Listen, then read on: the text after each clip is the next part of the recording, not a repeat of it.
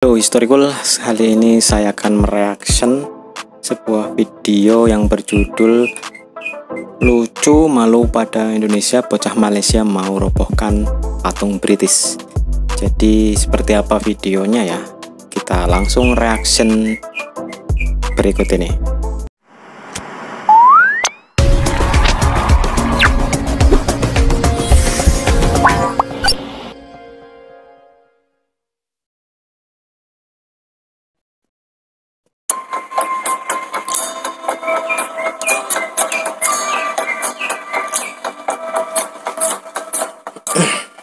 Kita nak bincang serius. Upin Ipin sangat malu dengan orang Indonesia.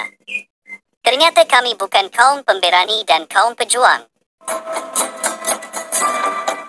Malu kenapa, Pin? Coba ceritakan yang jelas.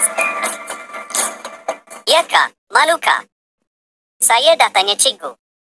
Ternyata tubuh negara itu dibina untuk mengenang tentera yang bertempur dalam Perang Dunia Pertama, Perang Dunia Kedua dan semasa darurat Melayu. Kalau begitu kisahnya, mereka adalah tentera British. Yang menjadi wira adalah tentera British. Sebab tu muka dia tak nampak macam orang Melayu. Terus kenapa, Pin? Kami baca-baca memang begitu. Tugu negara itu juga untuk memperingati berakhirnya masa darurat, selain Perang Dunia. Waktu masa darurat, Ya walaupun ini seperti suara Google, tapi ini berdasarkan fakta dan data dari sebuah literasi ya. Cuma dikemasnya dalam bentuk seperti suara robotik seperti itu ya, suara Google. Kita lanjut. British pula yang berperan. Betul-betul, Kak. Sangat betul. Cikgu pun tahu bahawa semasa darurat Tanah Melayu itu bukan sahaja komunis yang ditangkap dan dibunuh. Ramai ulama dan pejuang kemerdekaan turut terkorban. Kerana itu, Upin Ipin berasa sangat malu. Kita nak robohkan sahaja tubuh negara itu. Sangat malu, kami. Tenang, Pin. Sabar. Apa yang dibilang Ciku itu benar. Dr. Azmi Arifin juga mengatakan hal yang sama. Bahkan, sasaran utama British pada masa darurat justru para pejuang kemerdekaan, bukan orang komunis. Sebab, British memang masih mau menjajah Malaya. British memerlukan banyak pemasukan karena uangnya habis untuk Perang Dunia Kedua. Tapi Pin, jangan main bongkar tugu negara. Itu bahaya. Upin Ipin nanti malah dituduh komunis, lalu ditangkap. Selain itu, Upin Ipin juga masih kecil. Mana bisa merobohkan tugu sebesar itu? Lebih baik Upin Ipin rajin belajar saja. Kalau malu, ya ditahan dulu, Pin. Netizen Indonesia terkadang memang nakal. Jadi, sabar saja, Pin. Wah, kita kena sabar ya. Padahal kami memang nak tukar tu dengan tugu Mak Kilau. Biar kita ada tugu pahlawan Melayu. Supaya macam di Indonesia, terdapat banyak pahlawan. Iya, Pin. Sabar. Karena belum saatnya dan tidak mudah melakukan perubahan. Harus pelan-pelan. Karena pada dasarnya tatanan negara Malaysia dulu memang dibuatkan oleh British. Simbol pahlawan yang aneh itu juga karena pengaruh British. Tidak mudah pula mengubah dengan simbol baru. Karena pada dasarnya Malaysia tidak memiliki pahlawan bersifat nasional yang benar-benar berjuang mengusir British. Kalau pahlawan lokal atau negeri, mungkin ada. Tapi mereka tentu saja sulit disebut sebagai pahlawan kemerdekaan. Karena pahlawan kemerdekaan yang sebenarnya, mereka yang gugur pada masa darurat. Mereka yang dibunuh atau ditangkap British. Sepatutnya merekalah yang patut dijadikan hero dan dijadikan patung. Mereka yang dibunuh atau ditangkap oleh British. Betul, Pin. Tapi kamu harus banyak belajar dulu pada Ciku. Itu namanya politik. Tidak mudah, Pin. Kalau mau diubah ya banyak sekali, Pin. Banyak warisan British yang masih ada. Misalnya, konstitusi atau perlembagaan Malaysia. Itu juga yang membuat British dan masih berbahasa Inggris. Seharusnya diterjemahkan ke bahasa Melayu, lalu disahkan ulang. Tapi hal ini tidak mudah pula. karena akan mengundang perdebatan. Sekolah vernakular atau sekolah khusus China dan Tamil di Malaysia juga warisan British. Sebagai penjajah, British sengaja mengotak-kotakan kaum, memisahkan kaum, agar tidak bersatu. Sebab kalau sampai bersatu, mereka akan kuat dan justru bisa mengalahkan British sebagai penjajah. Betulkah? Sekolah kita berbeza, berasingan. Terdapat sekolah untuk China dan India. Masih ada lagi Pin, warisan British yang lain, yakni sejarah. Dr. Azmi Arifin sudah sering bicara, penulisan buku teks sejarah di Malaysia masih mengacu pada British. Karena itu pula dalam sejarah yang diajarkan di sekolah Malaysia, British digambarkan sebagai orang yang baik, bahkan British seolah-olah menjadi pahlawan dalam buku-buku sejarah itu. Hal tersebut terjadi karena penulisannya masih mengacu pada bahan-bahan dari British. Wah, ramai tukar warisan British. Saya semakin pening.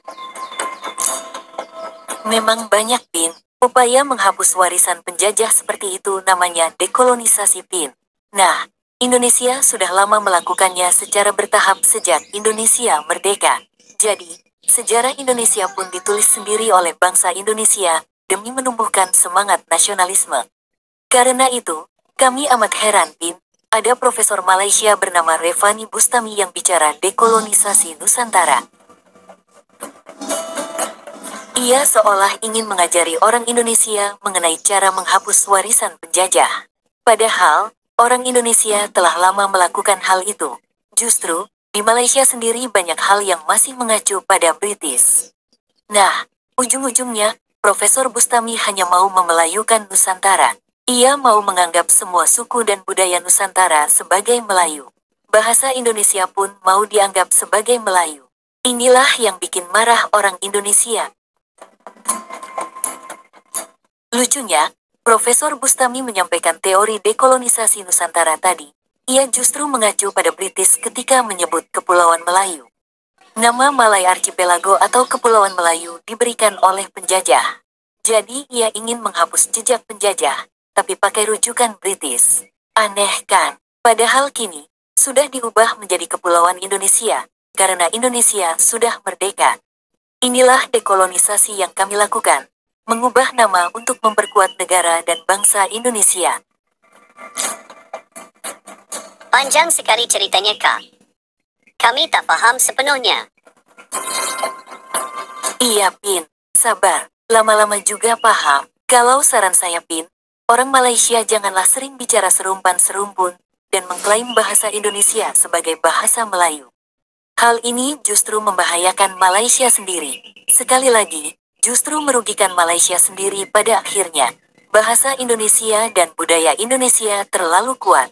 Nanti, yang terjadi malah budaya dan pemikiran Indonesia yang lebih mempengaruhi Malaysia, bukan sebaliknya. Makanya hati-hati Pin. Sekarang saja, kamu ingin merobohkan Tugu Negara. Nanti, karena pengaruh Indonesia lewat bahasa Indonesia, lama-lama kamu juga mau menghapus raja-raja dan ingin membentuk negara republik seperti Indonesia. Ya, bisa, Belum bisa lagi jadi. masalah persamaan hak yang dianut Indonesia. Lama-lama orang Malaysia bisa terpengaruh lewat bahasa Indonesia. Orang Indonesia benar-benar merdeka dan memiliki hak yang sama. Kami bisa menjadi apa saja, bupati, gubernur, presiden, apa saja. Sedangkan di Malaysia, masih ada sultan-sultan. Ada keistimewaan Melayu. Jadi tak ada kesamaan hak. Sekali lagi, Malaysia yang justru akan tertekan jika mengklaim bahasa Indonesia. Karena pengaruh konsep dan pemikiran lewat bahasa Indonesia, justru semakin mengalir deras ke Malaysia. Ya, Kak. Kami makin pening, Kak. Semalam Atuk pun bercakap supaya tidak terlalu berhubung dengan netizen Indonesia. Benar, Pin. Lebih baik mengembangkan budaya sendiri, identitas dan bahasa sendiri, jika Malaysia mampu. Kalau tidak bisa, ya Malaysia bisa pakai saja bahasa Indonesia, asal paham resikonya. Dan jangan marah jika terpengaruh konsep negara dan pemikiran Indonesia.